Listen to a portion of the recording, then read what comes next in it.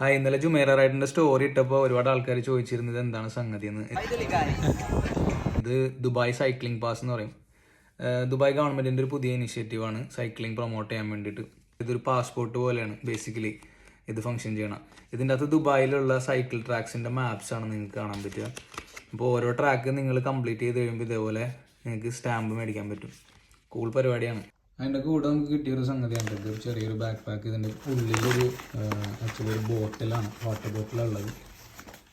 Okay, reusable water bottle. അത് ഞാൻ കാണിച്ചു തരാം. GDRFയുടെ കിയോസ്കുകളുള്ള സ്ഥലത്ത് പോയിട്ട് നിങ്ങൾക്ക് ഇത് കളക്ട് ചെയ്യാൻ പറ്റും.